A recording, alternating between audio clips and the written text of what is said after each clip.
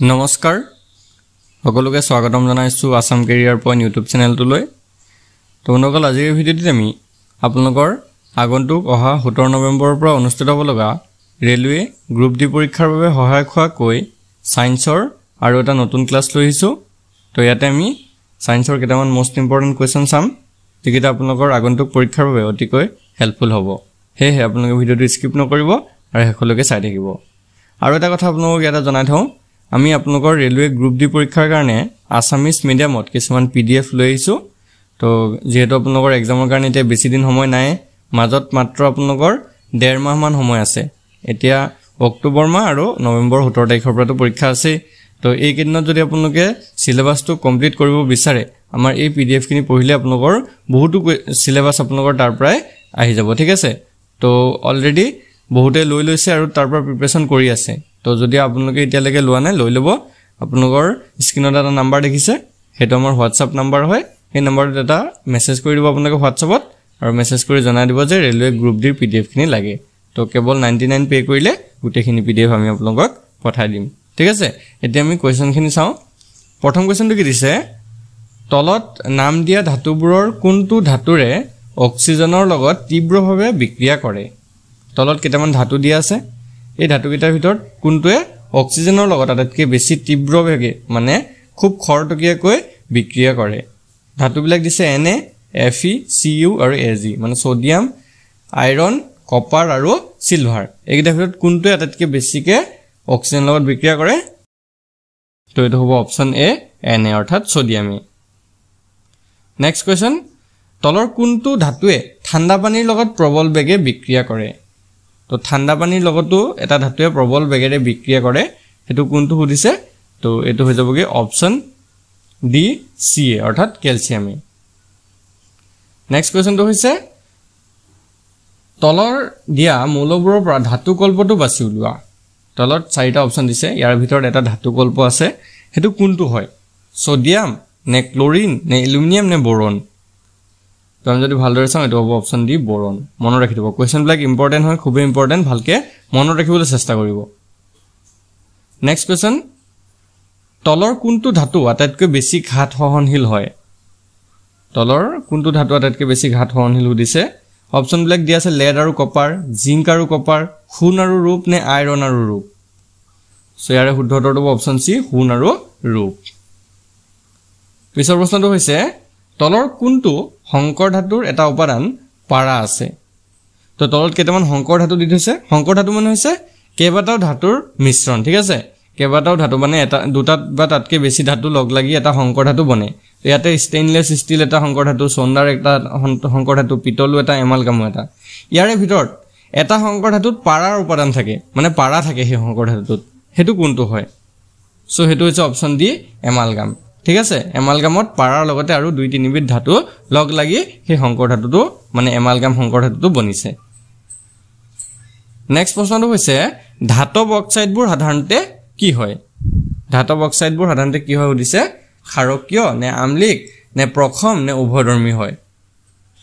তো ইয়াৰে যিটো শুদ্ধ উত্তৰ সেইটো হ'ব অপশ্যন এ, ক্ষাৰকীয় হয়। নেক্সট প্ৰশ্নটো হৈছে, তলৰ কোনটো ধাতু আটাইতকৈ বেছি তাপৰ পৰিবাহী? তলৰ কোনটো ধাতু তাপৰ আটাইতকৈ ভাল পৰিবাহী সুধিছে। সি জিংক দিছে, লু আৰু তাম দিছে। ইয়াৰ ভিতৰত শুদ্ধ উত্তৰটো হ'ব অপশ্যন ডি, তাম। নেক্সট কুৱেশ্যনটো হৈছে, আমাৰ লালটিত থকা উৎসেচকবিধক কি বুলি কোৱা হয়? আমাৰ লালটিত এবিধ উৎসেচক থাকে, যিয়ে খাদ্যৰ উপাদানবোৰ মানে সৰল আকাৰলৈ নিয়াত সহায় কৰে। তো লালটিতে এবিধ উৎসেচক থাকে, সেইটো কি হয়? সেইটো হৈছে অপশ্যন বি, এমাইলেজ, যিটোক লালটি এমাইলেজ বুলিও কোৱা হয়। নেক্সট প্ৰশ্নটো হৈছে, ভোক আৰু পিয়াহ লগাৰ অনুভূতিৰ বাবে পৰিচালিত মস্তিষ্কৰ অংশটো কি হয়? আমাৰ যে ভোক লাগে আৰু পিয়াহ লাগে, সেইটো আমাৰ মগজুৰ কোনটো অংশই আমাৰ পৰিচালিত কৰে? তো এইটো হৈছে অপশ্যন এ, প্ৰমস্তিষ্কই। নেক্সট প্ৰশ্নটো হৈছে, চেতহাৰক সৰল শ্ৰেণীলৈ ৰূপান্তৰ কৰা উৎসেচকটোৰ নাম কি হয়? তো এইটো হৈছে অপশ্যন এ, এমাইলেজ, ঠিক আছে। আমাৰ লালটিত যিটো উৎসেচক থাকে এমাইলেজ, সেই লালটি এমাইলেজটোৱে চেতহাৰক সৰল শ্ৰেণীলৈ ৰূপান্তৰিত কৰে।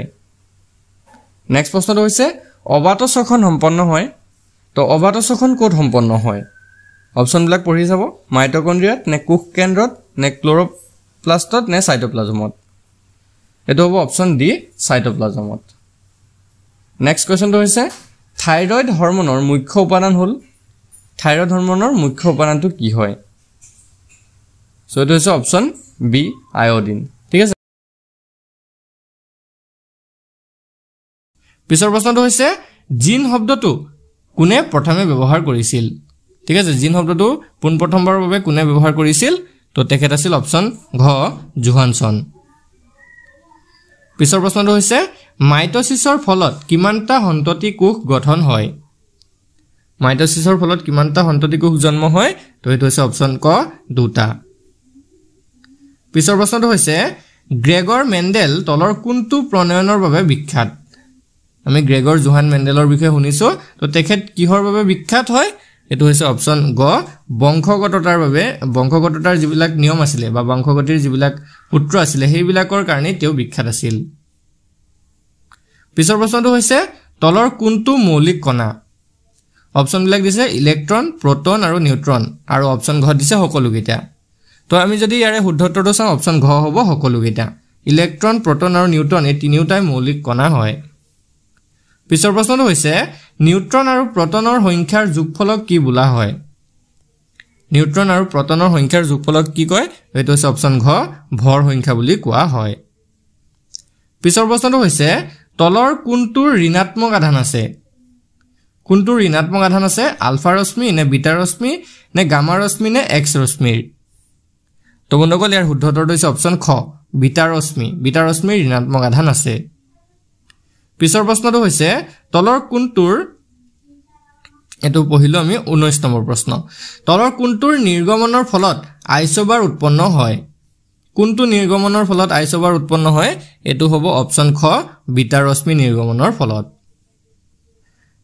20 নম্বৰ প্ৰশ্নটো হৈছে ক্ষাৰকীয় দ্ৰৱৰ pH মান কিমান হয় ক্ষাৰকীয় যিবিলাক দ্ৰৱ থাকে সেইবিলাকৰ pH ৰ যেটো মান হেতু কিমান হয় এটো হৈছে অপশ্যন খ 7 তকৈ বেছি তো এটো কথা মন কৰিবলগীয়া যে ক্ষাৰকীয় যিবিলাক দ্ৰৱ থাকে তাৰ pH ৰ মান 7 তকৈ বেছি হয় আৰু 14 লৈকে হ'ব পাৰে আটাইতকৈ বেছি আৰু যিবিলাক এচিডিয় দ্ৰৱ আছে বা যিবিলাক আম্লিক দ্ৰৱ আছে সেইবিলাকৰ pH মান 7 তকৈ কম হয় আৰু 0 লৈকে আহিব পাৰে মানে আটাইতকৈ যদিহে কোনো দ্ৰৱৰ pH মানটো 0 হয় হি আটাইতকৈ বেছি আম্লিক হ'ব এচিডিয় হ'ব আৰু কোনো দ্ৰৱৰ যদি pH মানটো 14 হয় তেতিয়া হলে হি খুব ক্ষাৰকীয় হ'ব আৰু মাজত যেহেতু হাত থাকে আমাৰ তো এই হাতটো প্ৰথম দ্ৰৱৰ সূচনা দিয়ে পিছৰ প্ৰশ্নটো হৈছে বিশুদ্ধ পানীৰ pH মান কিমান হয় তো এটোৱে হ'ব অপশ্যন ঘ 7 ঠিক আছে বিশুদ্ধ পানীৰ pH ৰ মানটো 7 থাকে পিছৰ প্ৰশ্নটো হৈছে চুম্বকীয় ক্ষেত্ৰৰ একক কি হয় তো বন্ধুসকল ইয়াৰ শুদ্ধ উত্তৰটো অপশ্যন ক টেসলা মনত ৰাখি থব চুম্বকীয় ক্ষেত্ৰৰ একক হৈছে বা এসা একক হৈছে টেসলা পিছৰ প্ৰশ্নটো হৈছে কিউৰি কিহৰ একক তো এটো আমি জানিব লাগে সকলোৱে এটো হৈছে অপশ্যন ঘ তেজস্ক্ৰিয়তা কিউৰি হৈছে তেজস্ক্ৰিয়তাৰ একক পিছৰ প্ৰশ্নটো হৈছে মানুহৰ শৰীৰৰ উষ্ণতা 98.6 ডিগ্ৰী ফাৰেনহাইট এই উষ্ণতাটো সেলসিয়াছ স্কেলত কিমান হ'ব ঠিক আছে এই মানটো সেলসিয়াছ স্কেলত নিলে কিমান হ'ব তো এটো হৈছে অপশ্যন গ 37 ডিগ্ৰী সেলসিয়াছ মনত ৰাখি থব মানুহৰ যেটো শৰীৰৰ উষ্ণতা সেলসিয়াছত দিলে 37 ডিগ্ৰী সেলসিয়াছ হ'ব আৰু যদি ফাৰেনহাইটত দিয়ে তেতিয়া 98.6 ডিগ্ৰী ফাৰেনহাইট হ'ব পিছৰ প্ৰশ্নটো হৈছে কিমান উষ্ণতাত সেলসিয়াছ আৰু ফাৰেনহাইট থাৰ্মোমিটাৰৰ মান একে হ'ব এটো প্ৰশ্ন পৰীক্ষাত আহে এটো হৈছে অপশ্যন ক -40 ডিগ্ৰী মনত ৰাখি থব -40 ডিগ্ৰী সেলসিয়াছ আৰু ফাৰেনহাইট এই দুটা মান সেম হয় পিছৰ প্ৰশ্নটো হৈছে সেভিংৰ বাবে ব্যৱহাৰ কৰা হয় সেভিং মানে আমি যিবিলাক দাড়ি খুৰাও যে দাড়ি খুৰুৱা হিচাপে কোনটো দাপোন ব্যৱহাৰ কৰে সুধিছে উত্তল দাপোন নে সমতল দাপোন নে অবতল দাপোন নে এটো অপশ্যন দুটা অবতল হৈ গল তো ইয়াৰে যেটো শুদ্ধ উত্তৰ হেতু অপশ্যন গয় হ'ব ঠিক আছে এটা অপশ্যন মই কাটি দিছো বাৰু অবতল দাপোন ব্যৱহাৰ কৰে ঠিক আছে সেভিংৰ বাবে অবতল দাপোন ব্যৱহাৰ কৰা হয়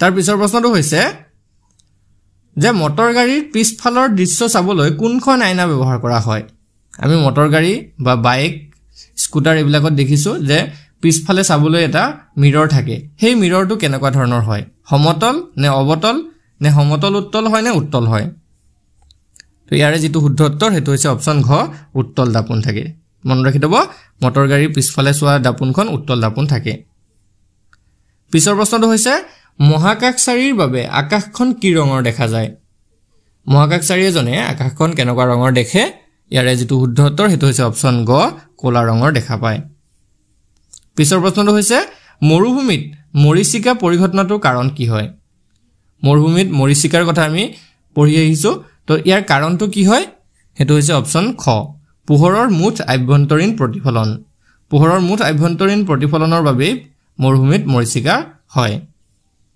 আজি ভিডিঅ'ৰ শেষৰ প্ৰশ্নটো হৈছে পোহৰৰ কোনটো ৰঙৰ বিৱৰ্তন সূচক আটাইতকৈ কম তো হেতু হৈছে অপচন ক ৰঙা মনত ৰাখি থব পোহৰৰ যেটো ৰঙা ৰং আছে সেই ৰঙা ৰঙৰ সূচক আটাইতকৈ কম হয় তো বন্ধুসকল আজিৰ ভিডিঅ'ত আমি এইকেইটা কোৱেশ্চন আলোচনা কৰিলো যদি কোৱেশ্চনকেইটা ভাল লাগে ভিডিঅ'টো এটা লাইক কৰি দিব আৰু আমাৰ চেনেলটো সাবস্ক্ৰাইব কৰি ল'ব যাতে আপোনালোকৰ এক্সামৰ কাৰণে প্ৰিপাৰেচনৰ সকলো ভিডিঅ' আমাৰ চেনেলতে পাই থাকিব পাৰে আৰু যদি আপোনালোকৰ পিডিএফ খিনি লাগে ৰেলৱে গ্ৰুপ ডিৰ তেতিয়া হলে আমাক স্ক্ৰিনত থকা নম্বৰটোত এটা মেছেজ কৰি দিব যে ৰেলৱে গ্ৰুপ ডিৰ পিডিএফ খিনি লাগে কেৱল হোৱাটছআপতে মেছেজ কৰিব কাৰণ তাতে কল নাহে ঠিক আছে হোৱাটছআপত মেছেজ কৰি আপোনালোকে পিডিএফ খিনি লগে লগে লৈ ল'ব পাৰিব ধন্যবাদ